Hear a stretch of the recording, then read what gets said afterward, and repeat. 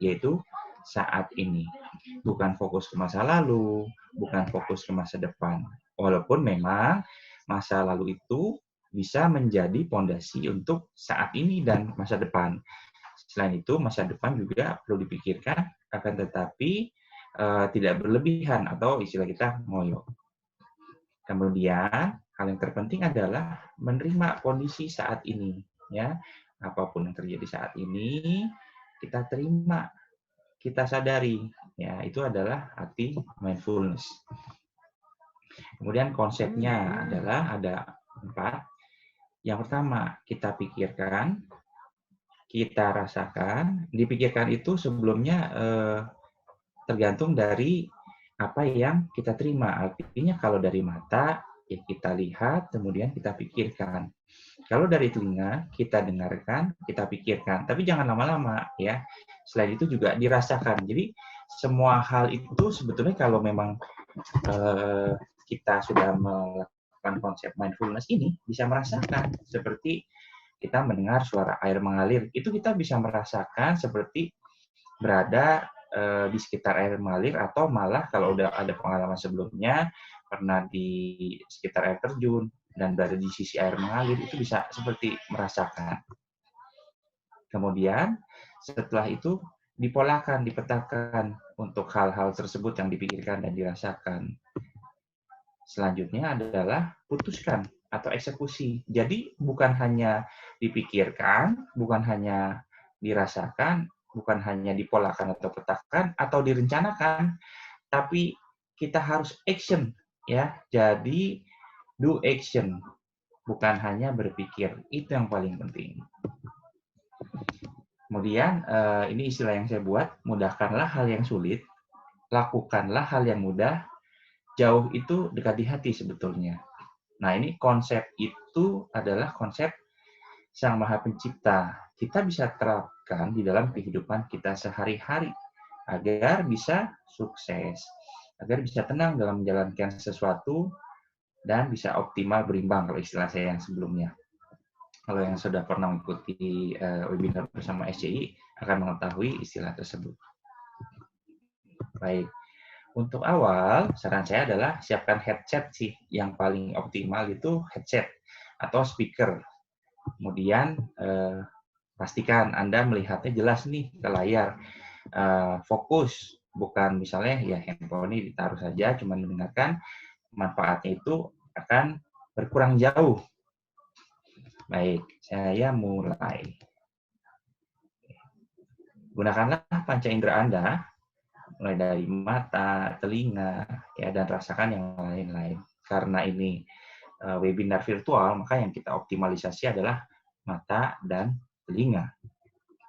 Yuk, di sini saya ajak langsung kita berpraktek.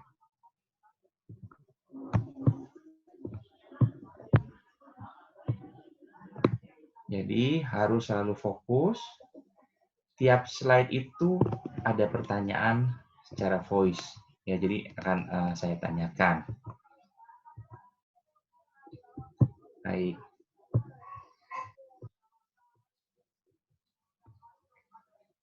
Oke. Pertanyaan saya, silakan langsung dijawab. Saya ulangi kembali ya sebentar ya. Sekali lagi saya ulangi.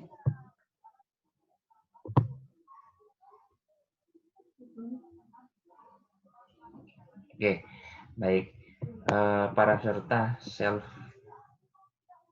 Care Indonesia atau Care People Indonesia, apakah ada yang mau menjawab apa yang Anda lihat, apa yang Anda dengar, apa yang Anda rasakan? Silakan, mungkin bisa langsung. Sepertinya sih tidak terlalu banyak. Oke, mungkin teman-teman Self Care Indonesia ada yang mendengar atau merasakan, bisa langsung open video dan unmute ya, atau bisa juga langsung di teks apa yang didengar ya dokter ya. Betul. Ini kalau saya dengarnya kayak ada suara duk gitu ya. Ini maaf Kak, suara dari PowerPoint-nya tidak terdengar. Oke, Mbak Fitriana mungkin bisa menggunakan earphone, karena kadang suaranya nggak kedengeran jelas, kena nuisance dari lingkungan sekitar. Oke. Dicoba aja lagi dokter, mungkin Ya, teman-teman kita yang coba lain lagi aja ya. Tolong fokusnya kurang di-share. tadi. Ya, oke. Ini fokus. Tolong gunakan headset ya. Terus benar-benar fokus dengan melihat ke layar di depannya.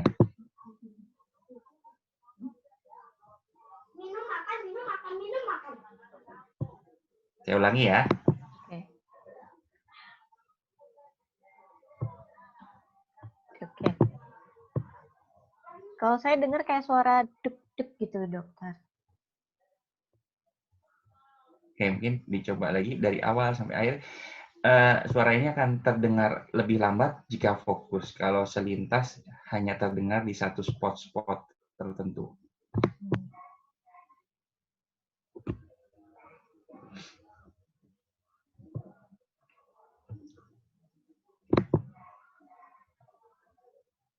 Kayak ada suara background-nya itu kayak suara anak kecil atau suara hewan ya kayaknya. Kwek-kwek gitu. Oke, iya nggak apa-apa. Jadi itu ada yang kita lihat itu di depan di layar pertama ya, itu adalah mungkin secara umum warnanya biru. Ya. Sebenarnya itu adalah ada gradasi warna biru sampai ke putih itu kita bisa berimajinasi tergantung masing-masing pengalaman itu apakah hanya sekedar gambar atau bisa suatu gambar awan. Nah untuk suara itu ada 3 segmen. Yang di awal itu suara anjing menggonggong. Kita coba dengerin ya. Ya, di suara pertama itu ada suara anjing menggonggong, kemudian di tengahnya itu ada suara seperti dentuman, dep-dep gitu ya. Kemudian segmen ketiga juga ada suara anjing.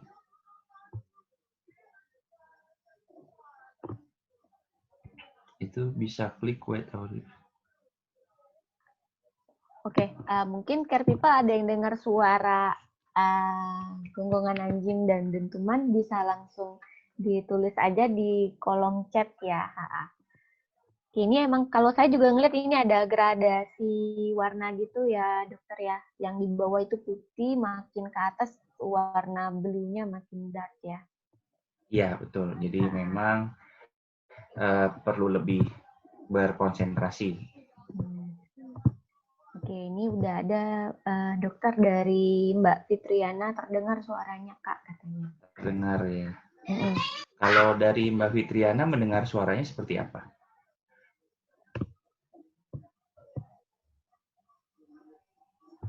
Kalau malu melalui voice bisa melalui chat. Bisa di chat aja.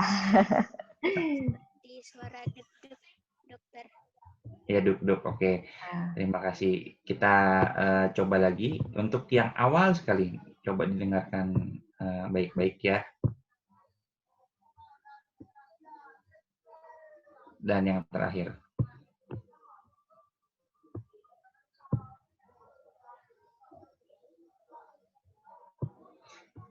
Jadi suaranya seperti dep-dep, terus ada anjing menggonggong, guk-guk, terus dep-dep, terus anjing menggonggong lagi. Memang ada beberapa gradasi suara. Nah, suara itu bukan hanya satu, tapi ada gradasi. Kalau kita fokus dalam kondisi keramaian, itu kita bisa membedakan. Itu artinya kita bisa fokus dengan baik. Kadang-kala kita sulit untuk membedakan suara misalnya di keramaian karena kita tidak fokus. Sebetulnya kita bisa mengatur dengan mindset kita, ya, dengan berusaha fokus, kemudian disadari dan dibutuhkan apa. Kembali ke konsep yang tadi sebetulnya. Kemudian dirasakan juga. Oke, mungkin saya maju ke slide berikutnya saja. Ini ada gambar. Ada yang mau menjelaskan ini gambar apa? Ya, mungkin Care People ada yang pengen menjelaskan ini gambar apa?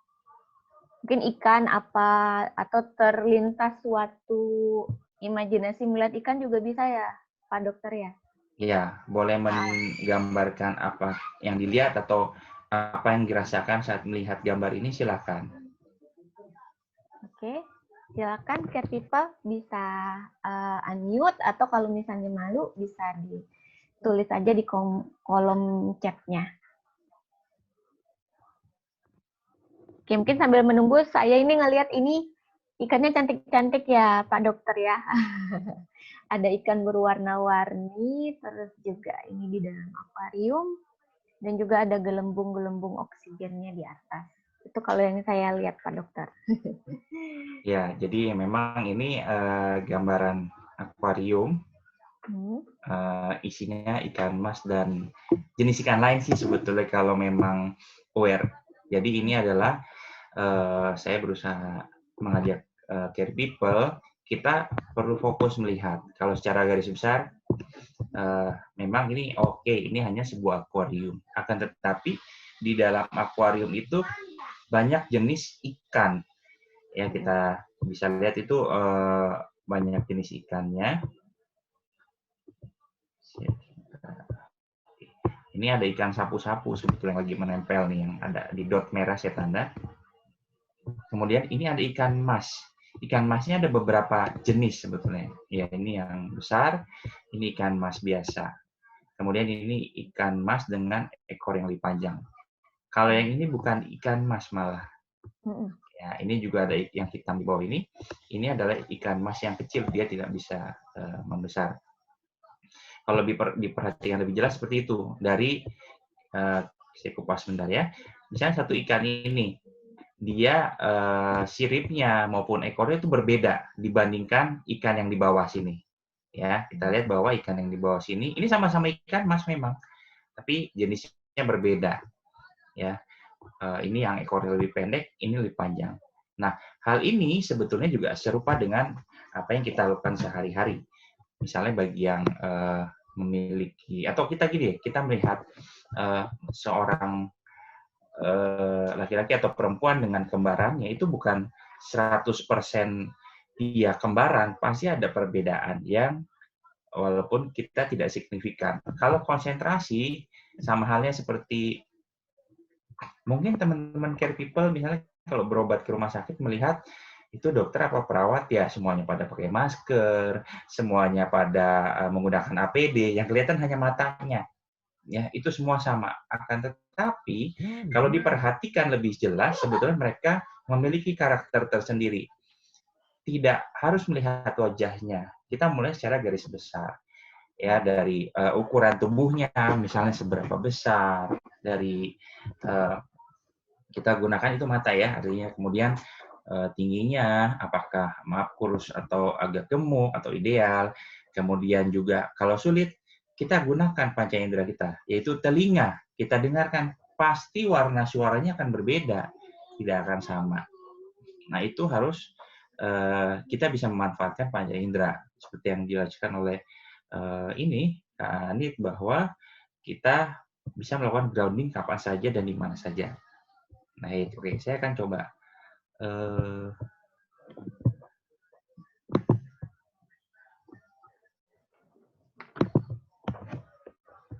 oke, sekarang coba didengarkan suaranya ya. Tadi sudah gambarnya, sekarang coba fokus ke suaranya.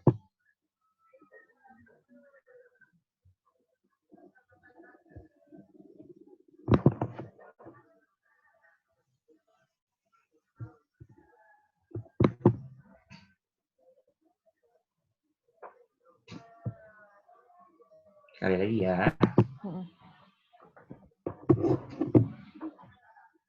Oke, apakah ada suara yang didengar?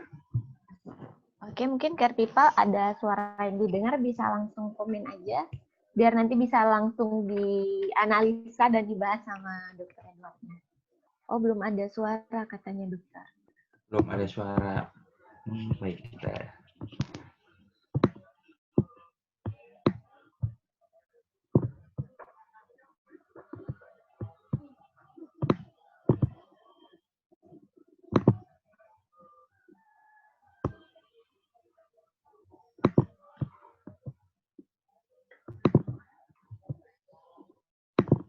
Apakah sudah lebih jelas?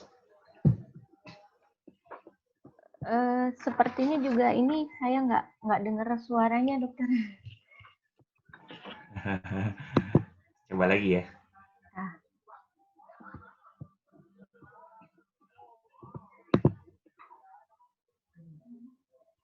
cuman saya dengar suara kliknya aja.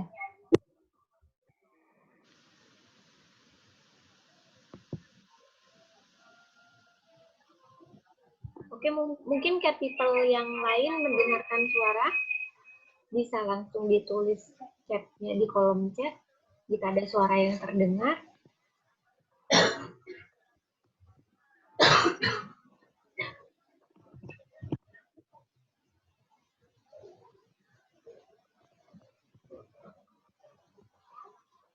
Oke, mungkin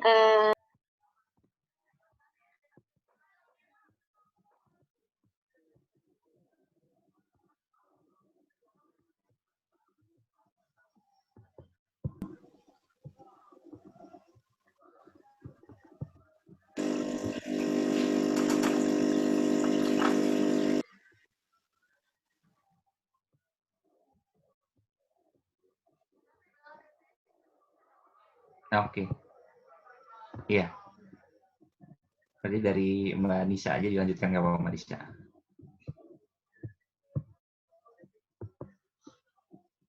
Mbak Nidia, mic-nya masih terclose Mbak Nid. Kanit. oh iya maaf. Oke. Ya silakan Tadi suaranya Kanisa sudah bisa terdengar. share. Ya. Oke, silakan dari Kanisa aja. Oke, suaranya silakan didengarkan.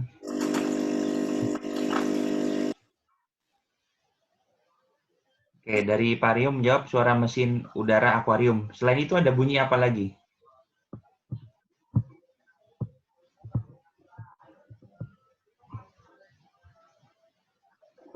Air Ya, bergelombang.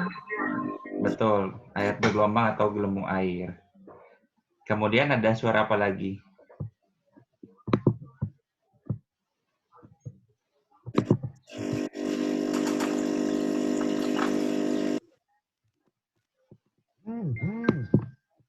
Ikan bahagia berenang, dokter, kata Pak Dio. Ya, betul. Itu ekspresi yang bisa dirasakan Pario. Ini luar biasa Pario nih. Jadi ada beberapa detik itu bunyi tek-tek. Boleh diulang lagi, Mbak Nisa?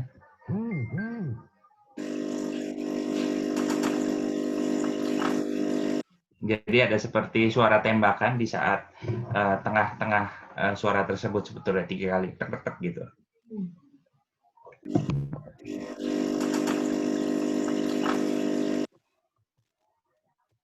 Oke, kita boleh next slide aja.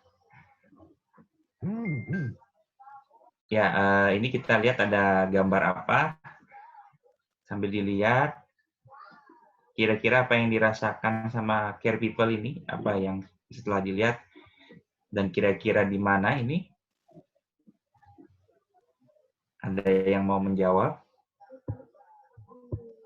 Ya, mungkin care people ada yang ingin menjawab bisa langsung tulis di kolom komentar. Kira-kira gambar apa ini? Mungkin ini diambil fotonya di dekat rumah care people mungkin, dokter. Ini malu-malu care people kita nih.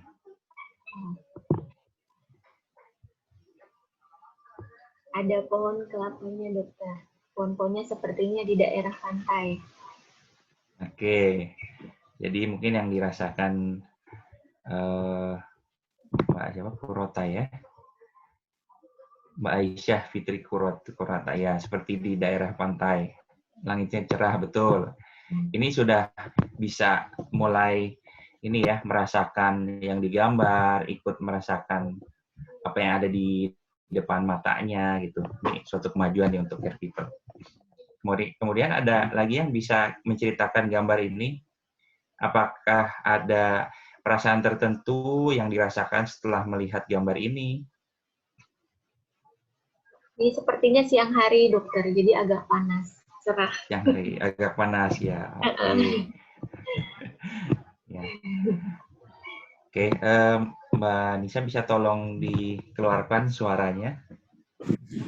Oke, tolong didengarkan.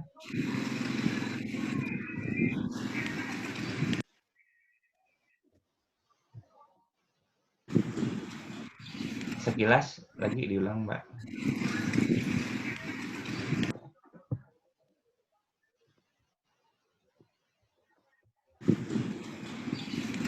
Boleh diulang lagi biar jelas.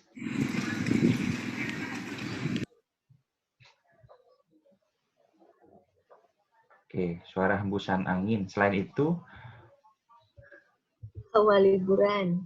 awal liburan, wes, betul betul. Ini mau Mbak Langit Adi cerah ini mungkin berasa pengen jalan. liburan. Langit cerah, betul.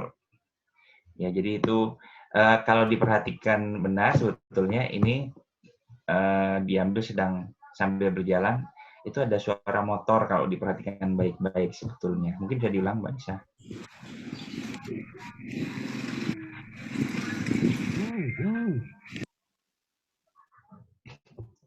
Ya, jadi ya betul Mbak Isa. Ada suara mesin kendaraan, akan tetapi dia overlap dengan suara angin.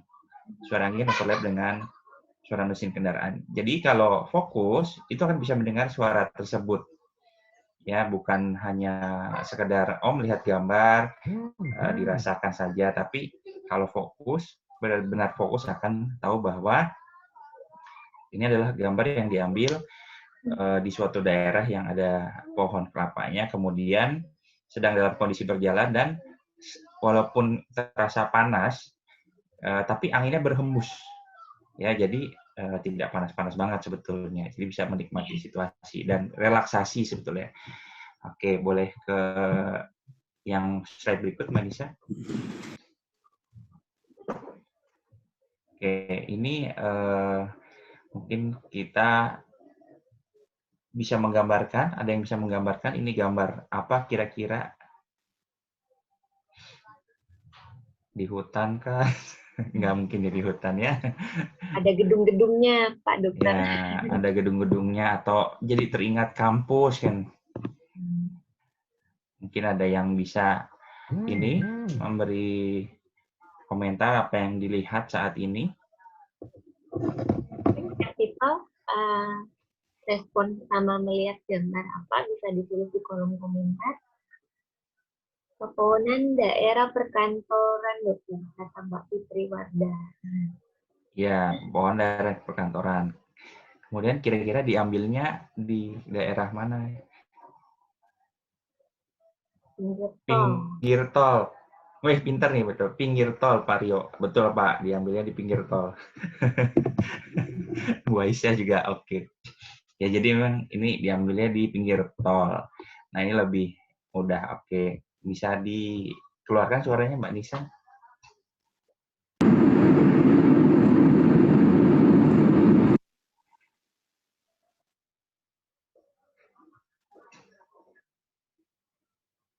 Bisa diulang lagi, tolong, Mbak Nisa.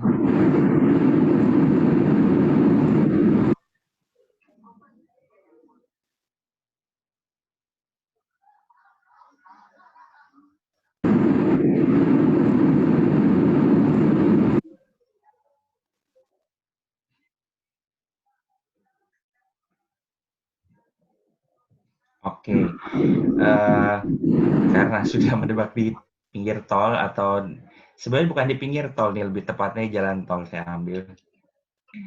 Jadi pasti bisa menebak suaranya. Nah, jadi dari yang di sini maksud saya adalah dari yang kita lihat, kita coba lihat dengan kondisi yang saat ini, bukan membayangkan kayaknya pernah lihat seperti dulu ya. Tadi kan kayak seperti gambar yang ada pohon kelapa itu menggambarkan mungkin pernah ada pengalaman di pantai, ya sampai mungkin jadi memikirkan itu pantai. Memang ini karena gambar jadi agak sulit. Nah, kalau untuk pada kenyataannya, jadi harus disadari dulu secara utuh semuanya, dari gambar, dari yang kita lihat, kemudian dari yang didengarkan. Nah, ini yang digambar ini memang jelas bahwa ini di pinggir jalan. Sudah cukup baik. Boleh masuk ke slide berikutnya, Mbak Lisa.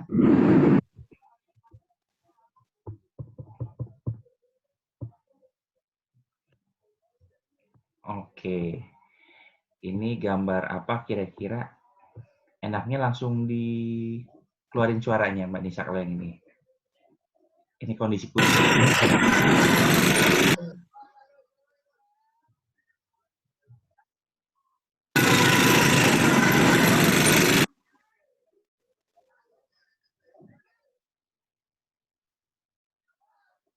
Oke, kira-kira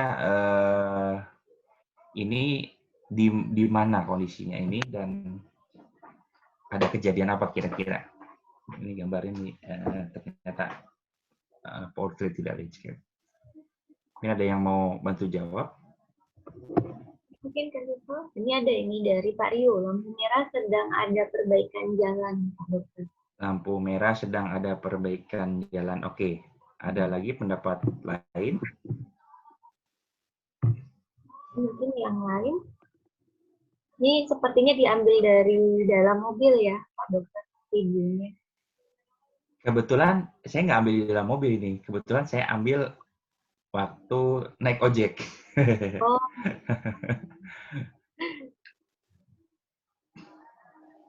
Mungkin teman-teman yang lain, respon pertama yang didapat mengenai gambar ini apa yang ditangkap, bisa langsung ditulis di kolom chat.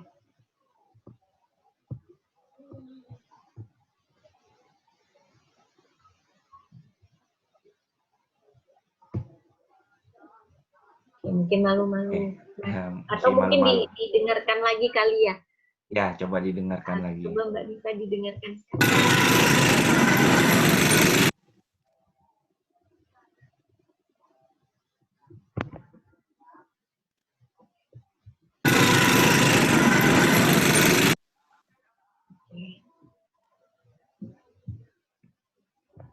Mungkin ada care people yang ingin kasih respon.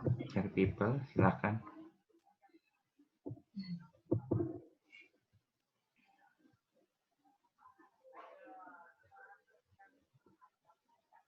Mungkin care people ada yang mau menjawab? Mungkin bingung kali ya. Oke, jadi ini sebetulnya kondisi jalan. Itu kalau kita lihat, ini kita miringin sedikit ya kepalanya biar sesuai. Itu jadi ini di jalan, di perempatan, di dekat saya ambil ini dekat patung kuda. Nah, saat itu ada demonstrasi buruh kalau nggak salah. Ya, jadi kalau kita aware, kita akan tahu harus bagaimana. Kadang-kadang dalam kondisi sedang misalnya chaos, kalau kita tidak tenang, kita akan kebingungan dan malah membahayakan diri sendiri. Itu sering terjadi. Ya, jadi itu kita perlu fokus. Saat itu kondisinya juga memang agak ricuh, akan tetapi ya alhamdulillah bersyukur bisa lewat. Dan tentu saja kita harus bisa berpikir saat ini harus bagaimana, itu harus dengan sigap. Dengan cara apa? Ya kita optimalisasi panca indera yang ada dari mata, telinga, dan panca indera yang lainnya tentunya. Ya, apa yang kita rasakan. Jadi tidak perlu ada rasa takut dulu, tapi itulah yang kita rasakan dari panca indera, kita olah, kita pikirkan, tapi jangan lama-lama, langsung eksekusi. Memang setiap orang itu ada pengalaman yang berbeda-beda dalam menghadapi situasi. Akan tetapi dimohon tidak menggunakan pengalaman masa lalu yang buruk itu untuk menjadi coping mechanism, ya, karena itu bisa membahayakan. Artinya kita berusaha berpikir secara clear, fokus, kemudian kita petakan langsung dalam waktu sekian detik di dalam pikiran kita. Setelah itu kita bertindak. Ya, oke, mungkin bisa next slide.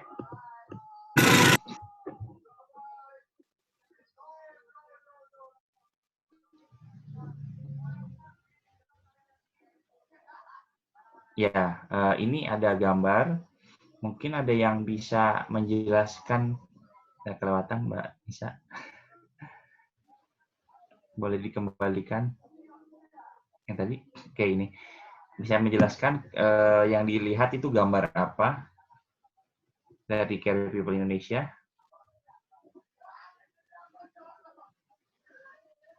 Mungkin Kak Tifal melihat gambar apa di sini?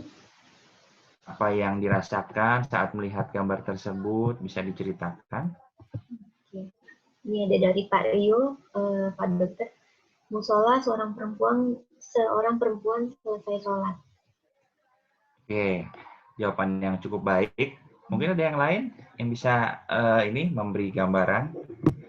Karena untuk pelatihan-pelatihan seperti ini perlu involve langsung, tidak hanya mendengarkan saja. Oke, mungkin ini saya lihat kayaknya ada di kayak jendela gitu. Si perempuan ini ada cahaya masuk dari jendelanya ya, Pak Dokter ya. Ya, ya, oke. Mungkin sambil itu saya jelaskan. Jadi ini kalau secara fisik kita lihat langsung, kita melihat ya, ini memang ada, kita nggak tahu itu laki-laki atau perempuan.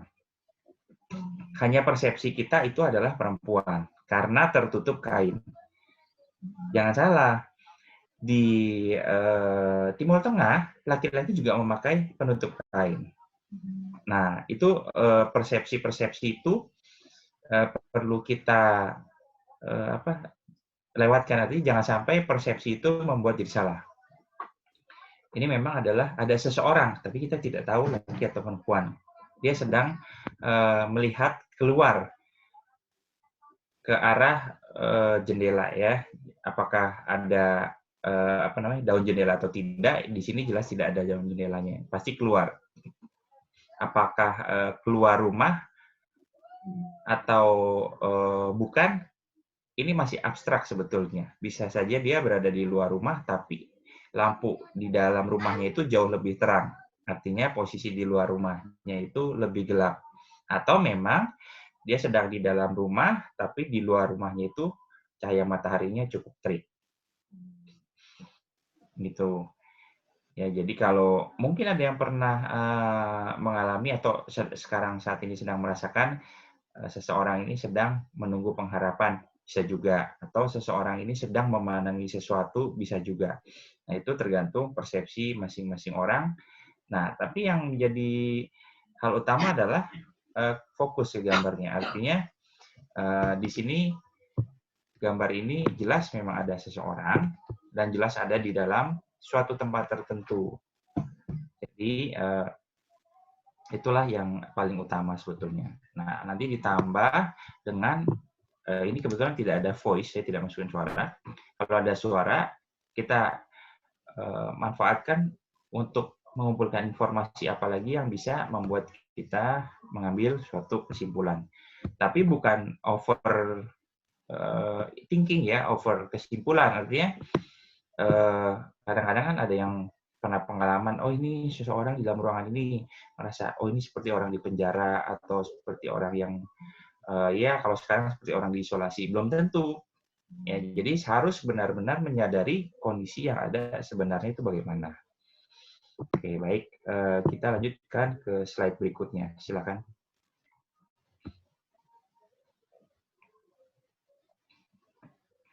Oke, kalau ini apa yang dilihat oleh Care People Indonesia?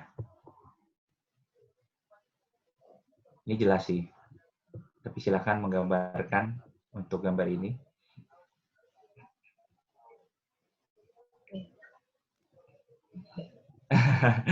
Tepukan batu. Oke. Ini bagus juga komentarnya. Jago banget nyusun batunya. Ada lagi yang bisa memberikan komentar?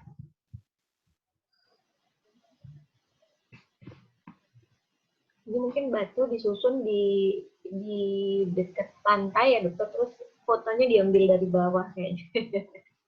Jadi kelihatan batunya tinggi. Ya, jadi ini kalau bisa disimpulkan, Care People Indonesia tuh fokusnya ke batu. Ya, jadi hanya fokus ke satu saja. Nah, itulah yang kadang-kadang menjadi masalah buat kita, menjadi kita overthinking. Misalnya COVID ini, kita fokus ke COVID aja.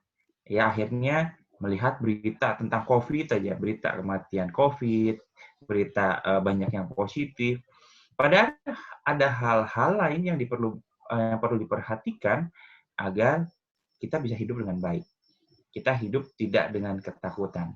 Nah, untuk gambar ini yang dilihat hanya batunya saja, tapi sekitarnya tidak kita perhatikan. Bisa dikatakan bahwa memang ini berada di pinggir pantai, bisa memang. Tapi bisa saja background pantai itu adalah sebuah gambar, ini batu sengaja disusun di atas meja, tapi background-nya adalah gambar, bukan keadaan yang sebenarnya. Karena lebih blur gambarnya yang belakang. Gitu. Nah, untuk ini juga batu yang ditumpuk yang menurut Mbak Patricia ini jago banget nyusun batu, ya betul. Ini kok bisa banget bisa seperti ini. Bisa nggak kita melakukan? Bisa, kita pasti bisa. Ya, di sini saya mau menunjukkan bahwa kita bisa melakukan itu. Bisa menerapkan mindfulness untuk diri sendiri. Ya, ini real, batu real sebetulnya yang disusun seperti ini, bukan editan. Kita bisa menyusun batu seperti ini dengan cara apa? Dia kalau berimbang di tengahnya, ya titik tumpunya berada di tengah dan seimbang, jadi tidak akan jatuh, sama seperti kita manusia.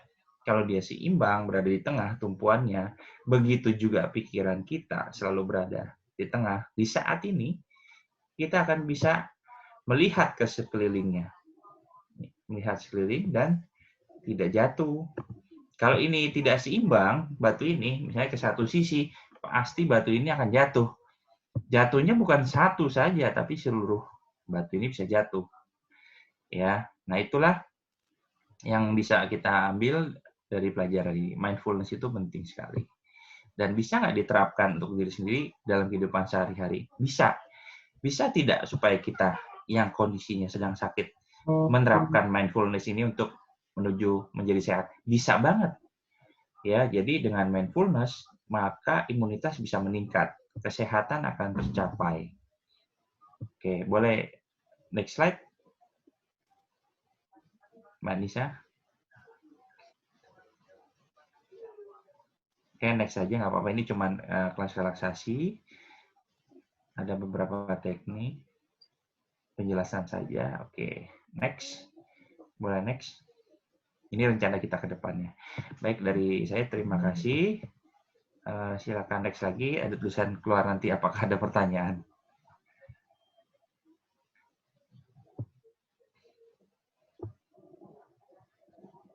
Manisa. Oke, silakan kalau ada pertanyaan kita diskusi langsung.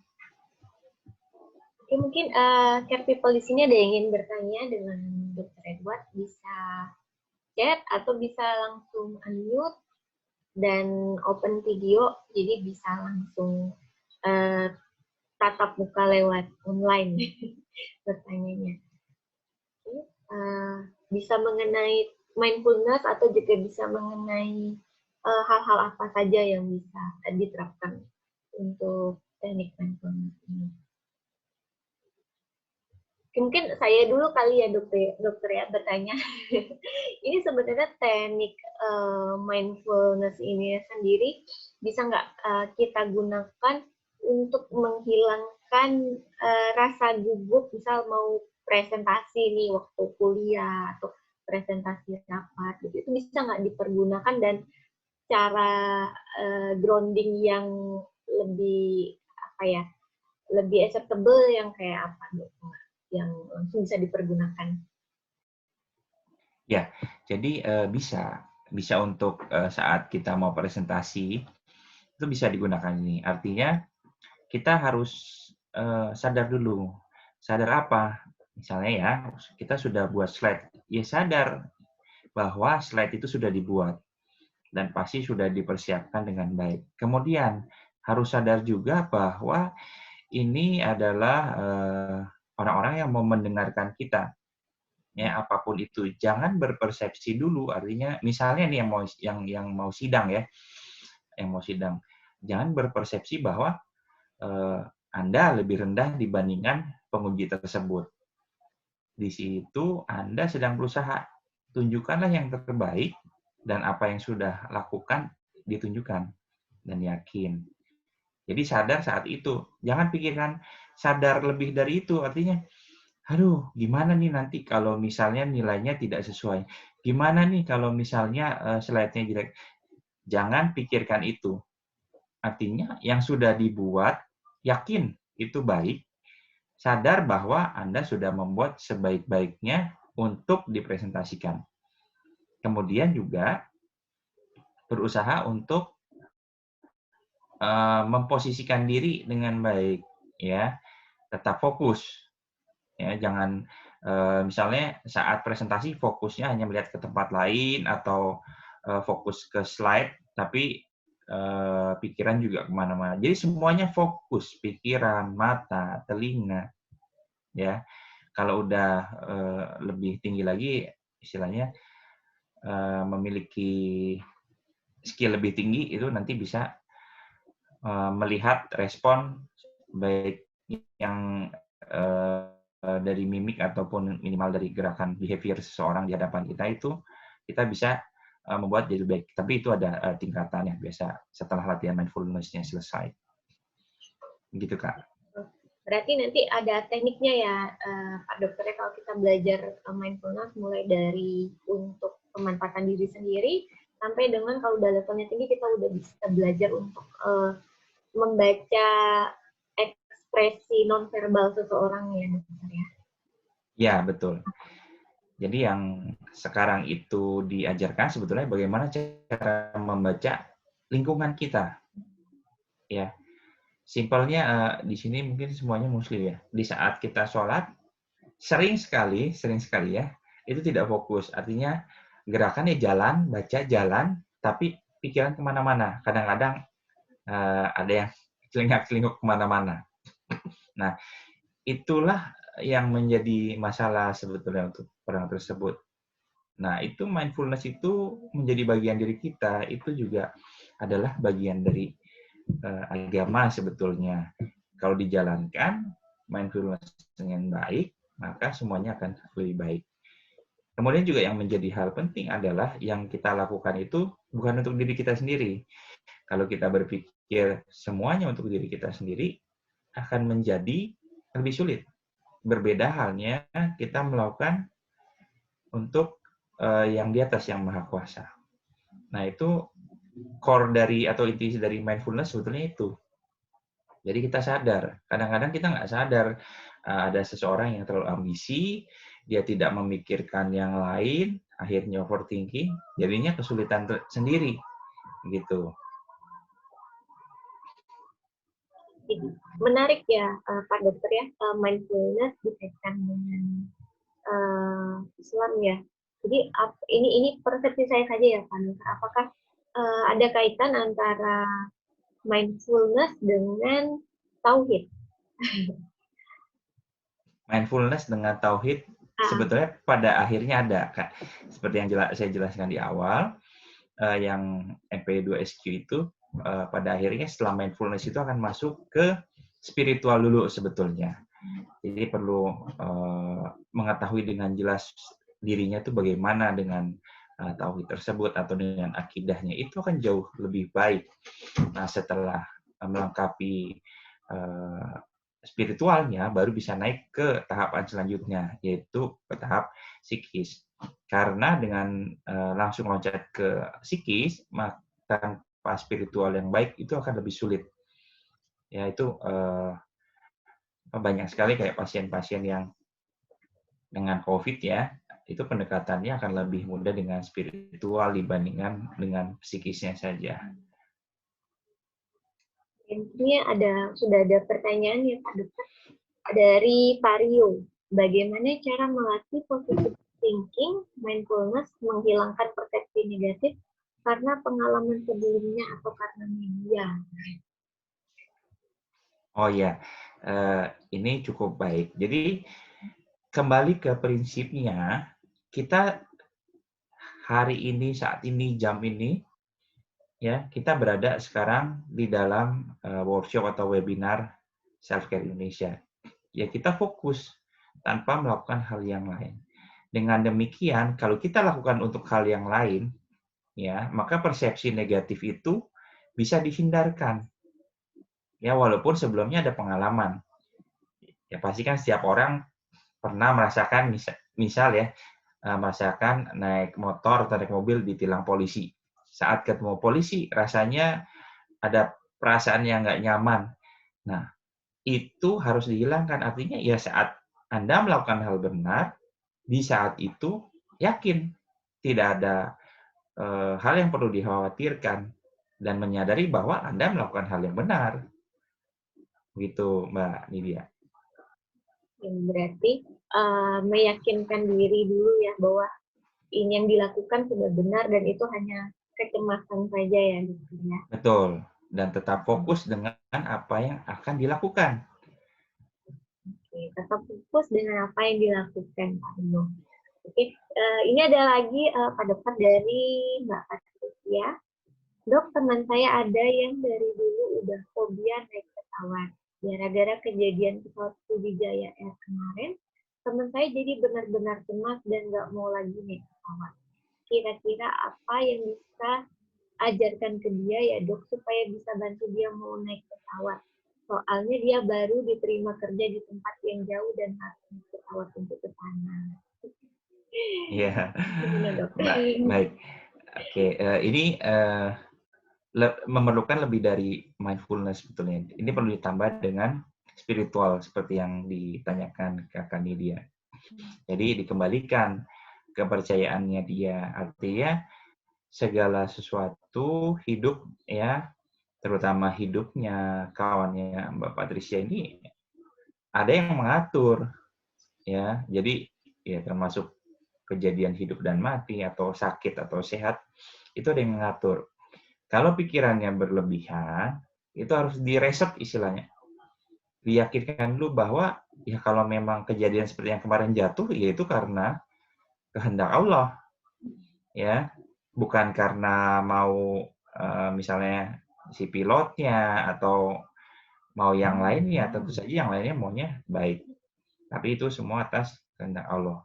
Dan yakin, dengan merasa yakin bahwa tidak terjadi apa-apa, ya dengan mensugesti diri, itu akan ada energi positif untuk dirinya dan itu membuat hal baik. Artinya doa.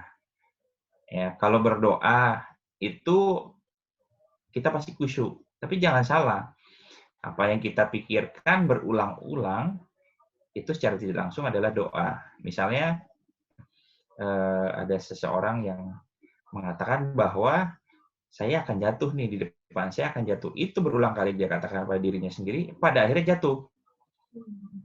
Ya, itu terjadi. Kalau memang saya bisa jalan ya pada orang yang misalnya sebelumnya jatuh terus berdiri, memang ada nyeri di kaki. Dia coba jalan, saya yakin bisa jalan, saya yakin bisa jalan, maka akan bisa jalan. Ya, mensugesti diri sendiri. Dan dia yakin saat itu dia bisa jalan. Dan dia fokus untuk tidak merasakan sakit tersebut, sehingga bisa jalan. Jadi semuanya itu berasal dari pikiran. Untuk yang naik pesawat ini harus diyakinkan bahwa memang pesawat itu sudah dibuat untuk tidak jatuh. Kalau jatuh itu merupakan kehendak dari Yang Maha Kuasa. Gitu. Ya, berarti Mbak Patricia ini harus berusaha meyakinkan temennya ya kalau mungkin ada rasa takut kali ya, takut nanti terulang ke yang bersangkutan atau apa, dan meyakinkan bahwa hidup mati itu Tuhan yang mengatur gitu. Ya. Seperti itu ya mungkin dokter ya. Jika perlu ya ke tenaga profesional, tentu saja konsultasi. Mungkin bisa langsung ke tenaga profesional jika sudah kesulitan untuk dihandle Mbak Patricia. Mungkin ada teman-teman yang lain ingin bertanya dengan Pak Dokter Edward bisa mengenai mindfulness atau yang terkait dengan mindfulness seperti thinking, obsessive atau macam-macam. Oke, mungkin saya nanya lagi juga dok. Kadang kan kita sering merasa kalau berada di lingkungan gitu, atau misal mau presentasi, kitanya udah pede gitu kan, pikiran kita tenang gitu. Cuman mungkin respon fisik kita jantung deg-degan gitu kan, terus juga mungkin tangan keringetan gitu kan. Tapi pikiran kita tenang, nah itu apa yang terjadi sebenarnya? Jadi itu ada alam bawah sadar, di bawah sub kesadaran pada orang terutama yang memang sudah mengalami hipokondria, artinya belum mencapai cemas, tapi mulai cemas. Dan umumnya yang pernah mengalami situasi yang sama. Ya kalau seperti misalnya presentasi itu kan kemungkinan bukan hanya sekali ya, sudah pernah beberapa kali. Dan mungkin juga ada pengalaman sebelumnya, pernah ada kejadian yang tidak menyenangkan. Nah itu untuk menenangkannya itu ya yakin bahwa yang dibuat situ sudah optimal, kemudian yakin saja bahwa yang saat ini dilakukan adalah yang terbaik. Untuk hasil, ya itu adalah usaha. Ya, jadi jangan berpikir dulu, saya hasilnya harus bagus, misalnya, atau misalnya saya harus sempurna nilainya. Itu akan menjadi beban tersendiri untuk pikiran dari orang tersebut. Artinya mempush terlalu berat juga itu tidak baik. Itu bisa meningkatkan neurotransmitter yang berada di otak, sehingga secara tidak sadar terjadi gangguan psikosomatik secara tidak sadar, tapi yang mungkin yang ringan, tapi itu akan mengganggu saat presentasi berlangsung sebetulnya. Itu secara tidak sadar biasanya. Jadi itu ada respon fisik dari kecemasan alam bawah sadar ya Pak Dokter. Iya, betul. Ke people yang lain ada yang ingin bertanya, bisa langsung di kolom chat atau bisa langsung sama Dokter Dewa. Untuk mindfulness itu sendiri Dok, apakah bisa untuk menghilangkan post stress disorder gitu Dok? Mungkin ada pernah mengalami suatu permasalahan besar di dalam hidupnya, terus mengalami gejala-gejala stres seperti mungkin ada sedikit depresi, menarik diri, itu bisa nggak menggunakan teknik mindfulness? Bisa. Jadi sebetulnya apapun itu bisa dengan teknik mindfulness.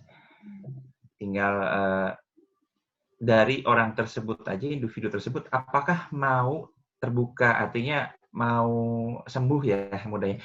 Apakah mau sembuh, apakah mau sehat, atau memang tetap masih mau berada di dalam hal yang tidak menyenangkan tersebut.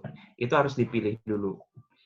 Kadangkala ada yang mau tetap terasa, istilahnya terasa menderita dulu karena ada merasa bersalah.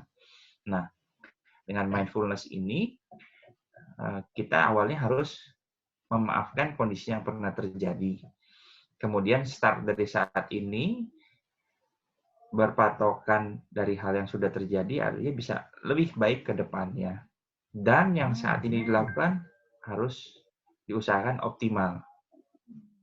Ya, jadi bukan berpikir ke depannya, bukan berpikir saya harus gini. Tidak, tapi saya saat ini bisa melakukan apa? Ya, misalnya ya pernah kejadian tsunami ya, tapi dia kena tsunami misalnya di Aceh, tapi dia berpikir atau takut tsunami lagi kalau berada di pinggir pantai. Nah, itu dilakukan teknik mindfulness akan membantu, artinya individu itu sedang berada di pinggir pantai, saat ini apa yang dilihat? Keadaannya apa? Yang dia lihat memang pantai.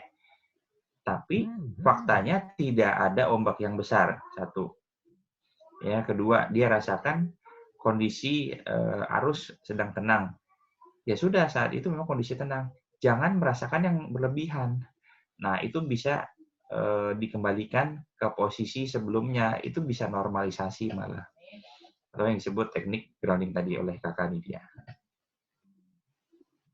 Ini menarik ya, Care People ya. Nanti mungkin kita bisa minta Dr. Edward untuk membuat sesi kelas ya dokter untuk belajar teknik mindfulness untuk ngilangin kecemasan, post stress disorder, terus juga yang tadi mungkin sangat menarik ya dokter. Kalau udah di level advance-nya mungkin bisa belajar untuk lebih aware dengan non-verbalnya rekan bicara ya. Iya, betul. Kemudian juga sebetulnya orang gugup itu kadang-kadang dia berusaha lebih dari orang yang di hadapannya. Artinya gini, orang gugup itu akan lebih banyak bicara atau lebih banyak bertindak atau melakukan gerakan yang tidak diperlukan. Nah, teknik mindfulness ini itu prinsipnya adalah optimal berimbang. Artinya dia akan melakukan segala sesuatu dengan seimbang. Di saat bertemu dengan orang yang sedang kondisinya tenang, dia akan bisa berbicara dengan tenang. Tapi di saat menghadapi orang atau temannya yang sedang stres, ingin mengeluarkan banyak kalimat atau curhat, itu akan lebih sedikit bicaranya. Akan tetapi akan memiliki waktu yang tepat untuk berbicara. Sehingga dengan teknik mindfulness ini, selain untuk diri sendiri, bisa membantu orang yang terdekat yang berada di sekitarnya. Gitu Mbak Kak Nidia. Oke. Jadi mindfulness ini jika teman-teman people di sini sudah belajar, bukan hanya bisa diaplikasikan untuk diri sendiri, tapi juga bisa diaplikasikan untuk membantu kesehatan mental teman-teman atau orang-orang terdekatnya. Ya, mungkin nanti untuk jadwal pembuatan pelatihan teknik mindfulness akan kita ini ya dokter ya, akan kita susun di SCI ya dokter ya. Iya betul. Oke, ini ada pertanyaan lagi Pak Dokter. Permisi dokter, saya mau bertanya. Jadi saya itu setiap kali ada sesuatu pasti ngerasa takut dan panik. Dan secara nggak sadar tuh terucap gitu, duh gimana nih, duh panik banget dan lain-lain. Tapi sebenarnya ada sisi lain dari diri saya juga yang sebenarnya nggak panik gitu dong. Biasa-biasa aja dan seperti ya udah jalanin aja. Nggak apa-apa kalau hasilnya ternyata nggak sesuai ekspektasi dan sebagainya. Tapi tetap selalu terucap lagi kepanikan-kepanikan itu dong. Belakangan udah jauh lebih berkurang sih dok. Kalau seperti itu saya harus gimana ya dok? Terima kasih banyak. Gimana dokter? Ya, pertanyaan yang bagus ini. Jadi di dalam pikirannya seperti ada yang bertengkar. Ada malaikat, ada setan istilahnya kalau bercandanya. Ya, jadi kembali lagi gunakanlah panca indera. Ya, lihat apa yang dilihat di depan mata, kemudian dengarkan. Ya, misalnya ya kayak tadi misalnya kita melihat orang ada yang jatuh di depan kita. Kadang-kalanya kan ada yang merasa khawatir atau panik berlebihan. Ada yang panik gimana. Tidak perlu demikian sebetulnya. Jadi, oke, kita sadar bahwa di depan kita ada orang yang jatuh. So, apa yang harus kita lakukan? Oke, kita mulai menyusun atau fokus ya, strateginya apa yang harus kita lakukan. Apakah lihat dulu situasinya ya. Jadi sadari kondisinya apakah di jalan raya atau di dalam gedung atau di luar gedung. Nah, maka itu kesadaran itu penting. Kalau di jalan raya, tindakan yang kita lakukan adalah kita mengamankan diri sendiri, lihat kanan kiri. Kalau panik kan langsung ke itu orang, tiba-tiba ditabrak kan nggak lucu ya. Jadi tetap harus sadar kita mengamankan diri sendiri, melihat kanan kiri, baru yuk kita tolong orang yang jatuh itu. Kemudian berikutnya kita pikirkan langsung, kita tarik orang itu ke pinggir. Ya, baru kita berpikir melakukan apa lagi. Jadi tidak perlu berpikir gimana nih kalau saya nolong orang itu dulu atau menarik ke pinggir, bagaimana? Tidak perlu. Jadi yakinkan dulu sekitarnya aman.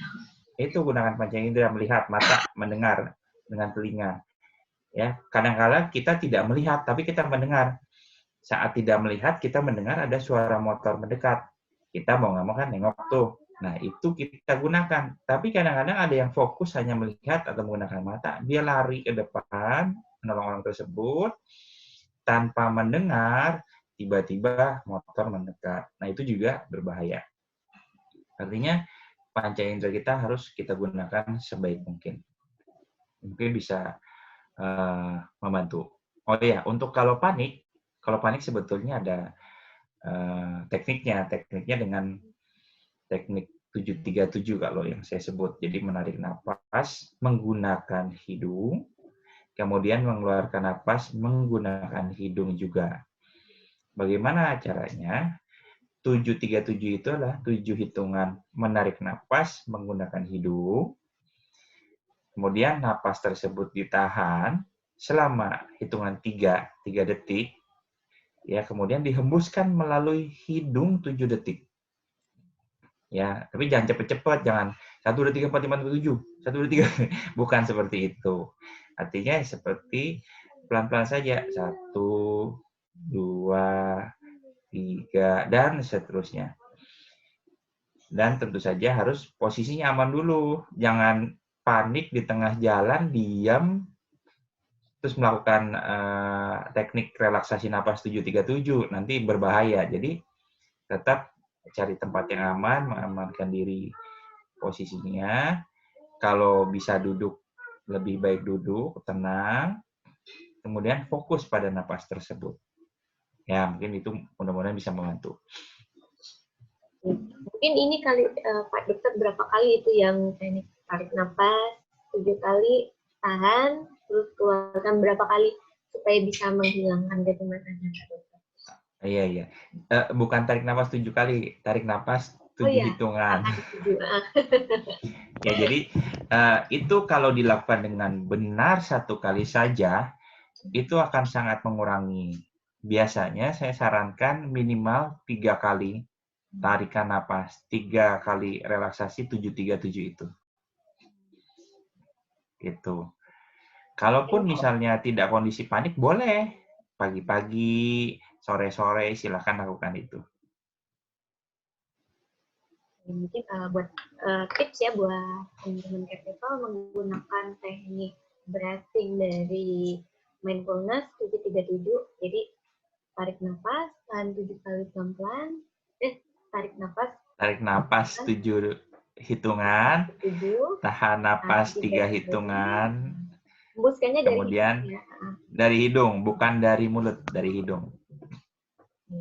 Saya pernah coba itu, tapi saya salah kayaknya Pak Dokter. Ini saya keluarkannya dari mulut. Jadi enggak ini. Mungkin bisa dicoba nanti. Ini ada, terima kasih Dokter. Ini ada pertanyaan lagi dari oh enggak. Oh, saya kira pertanyaan. Oke. Itu mungkin apa ada bedanya ya Pak Dokter? Misal tarik nafas terus dikeluarkan dari hidung sama dikeluarkan dari mulut, efeknya apa sehingga yang kalau dikeluarkan dari hidung bisa menghilangkan cemas, yang saya gunakan itu malah cemasnya nggak berkurang.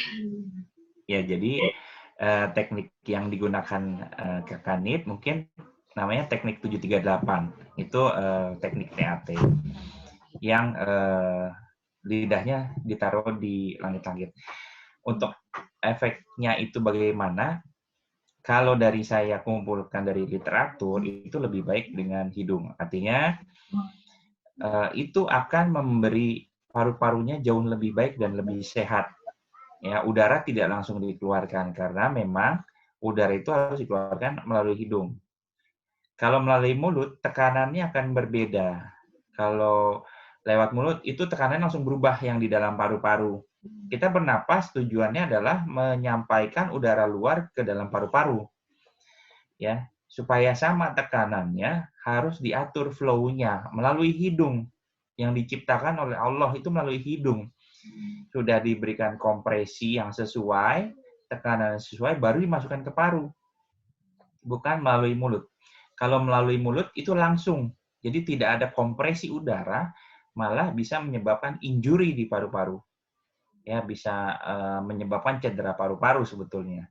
Jadi saya sarankan menggunakan hidung dan penelitiannya itu sudah ada, bisa membuat sehat tubuh, memperpanjang hidup gitu. Gitu Kak. Mungkin di iniin teman-teman care people-nya, Pak Dokter diajarin kita sama-sama latihan dulu kali nafas 737 biar nanti bisa diaplikasikan sama teman-teman care people. Oke, boleh.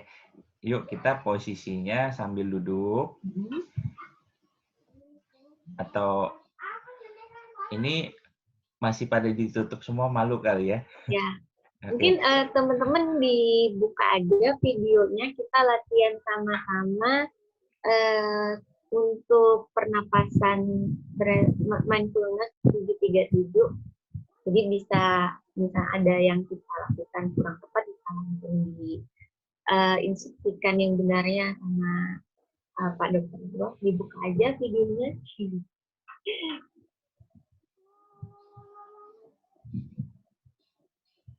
Oke, mungkin sedang malu-malu saat ini. Malu-malu seperti Oke, tidak apa.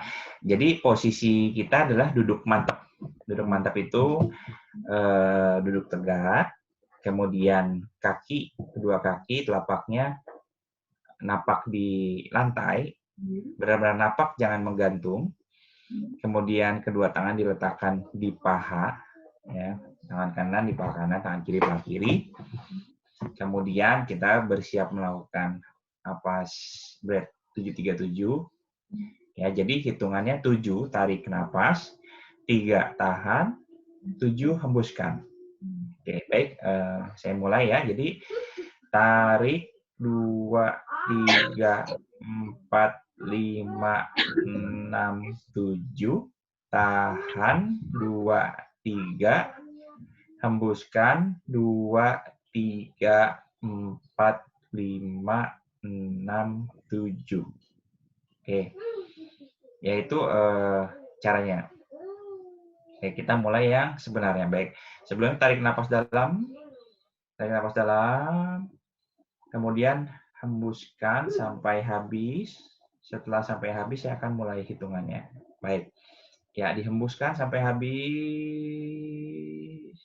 Oke, kita mulai. Tarik 2, 3, 4, 5, 6, 7. Tahan 2, 3. Hembuskan 2, 3, 4, 5, 6, 7. Oke, hembuskan lagi. Apa seperti biasa? Oke, untuk netralisir, tarik napas dalam lewat hidung, tarik napas panjang, kemudian keluarkan juga sampai habis, pelan-pelan dari hidung. Oke. Kemudian napas seperti biasa. Kalau yang melakukannya dengan benar akan terasa seperti agak sedikit berkeringat. Dan agak pusing biasanya kalau yang baru pertama kali melakukan. Ya, agak pusing. Gitu. Nah, itu sirkulasinya diperbaiki semuanya. Berarti ini kayak mengalirkan oksigen gitu ya ke otak gitu ya, Dok? Iya, jadi optimalisasi oksigen yang kita ambil dari luar, dari udara luar melalui hidung ke paru, dari paru itu masuk ke pembuluh darah terus ke otak itu jauh lebih optimal. Oke, berarti seperti yang pernah Dokter bilang di webinar sebelumnya itu, perbaiki cara bernapas ya, Iya, memperbaiki cara bernapas. Kadang-kadang ada yang bernapas pakai mulut. Bernapas pakai mulut atau napas dari hidung, keluarnya dari mulut. Mungkin ada care people yang lain ingin bertanya atau pengen curhat sama Dokter Ridwan. Nah, kalau nggak salah, Dokter jam 2 ada acara yang lain ya. Iya, betul. Oke. Mungkin udah ini ya dokter, udah mungkin pertanyaan-pertanyaannya udah cukup tersampaikan mungkin sama Capitol-nya. Ya, Mungkin nanti ke depannya nanti kita adakan lagi ya dokter ya. Boleh. Kalau ada pertanyaan silakan bisa bertanya ke Self Care Indonesia, silahkan ya Kanit ya, nanti bisa saya jawab kemudian. Atau mungkin ada teman-teman yang ingin bertanya bisa langsung diarahkan di DM Self Care Indonesia di Instagram. Mungkin sebelumnya teman-teman Kertipo bisa isi lembar evaluasi dulu ya untuk perbaikan kita menghadapi ini. Oke, mungkin ada sedikit kesimpulan yang bisa Dr. Edward berikan untuk teman-teman Capital yang mengikuti webinar hari ini. Baik, terima kasih. Jadi kesimpulan dari mindfulness itu adalah kita harus selalu sadar dalam kondisi apapun, terutama saat ini. Saat ini tuh bisa timeline-nya beda-beda ya. Besok, saat ininya besok, saat ininya 2 hari lagi gitu. Kemudian fokus dengan apa yang dilakukan. Kemudian jangan lama-lama melakukan eksekusi. Dipikirkan boleh, ya, distrategikan boleh, tapi eksekusi juga. Jangan lupa, jangan ditunda-tunda untuk hal yang perlu dilakukan. Ya, demikian dari saya. Terima kasih. Ini ada dari Kak Ayu. Terima kasih banyak Dr. Edward. Jadi tahu gimana untuk fokus eksekusi. Terima kasih. Oke, care people yang berbahagia, alhamdulillah kita sudah mendapat materi luar biasa dari Dr. Edward mengenai mindfulness, apa itu mindfulness, konsep mindfulness, terus juga bagaimana menggunakan panca indera dengan teknik mindfulness. Mudah-mudahan materi yang sudah disampaikan oleh Dr. Faisal dapat membantu dan memberi manfaat bagi teman-teman care people semua. Sebelumnya saya ucapkan terima kasih kepada Dr. Edward Faisal sudah berbagi ilmu yang luar biasa siang ini mengenai teknik mindfulness, dan juga terima kasih kepada tim STI yang hari ini in charge, Mbak Nisa yang sudah nge-share PowerPoint dan juga Mbak Dia yang koordinator. Luar biasa kerja tim hari ini. Dan juga terima kasih kepada Care People dengan antusias dan semangatnya dalam webinar hari ini. Sebagai penutup mungkin saya ingin mengutip sedikit quote yang tadi disampaikan Dr. Edward. Mudahkanlah hal yang sulit, lakukan hal yang mudah, yang jauh itu dekat di hati. Oke? Terima kasih semuanya. Saya Nidia dan tim STI. Mohon maaf salah dan kata-kata salah. Wabillahi taufiq wal hidayah. Wassalamualaikum warahmatullahi wabarakatuh. Mungkin sebelum ditutup, kita foto-foto dulu ya, dokter, untuk kenang-kenangan. Boleh, silakan. Oke. Mungkin teman-teman yang lain silakan buka videonya, kita foto bareng. Jangan malu-malu. Oke, sambil menunggu teman-teman yang lain bisa buka videonya.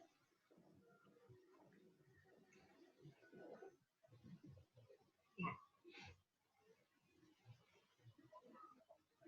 Oke, teman-teman sepakat kalau misalnya nanti kita adakan lagi webinar mengenai teknik mindfulness, tapi lebih ke level advance-nya, setuju? Oke, setuju. Senyum berarti setuju, dokter.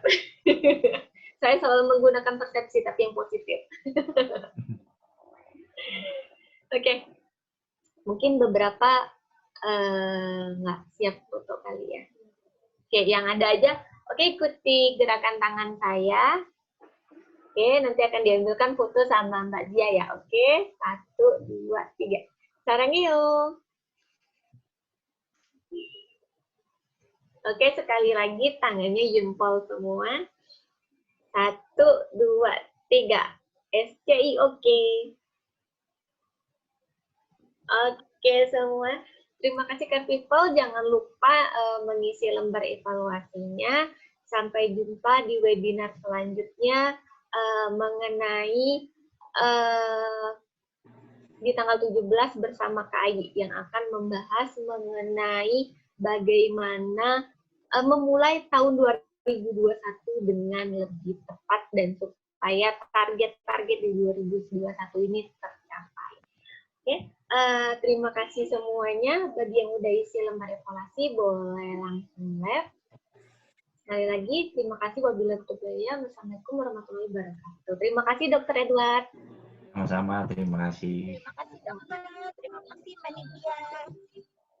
Sama-sama. Bye. Bye.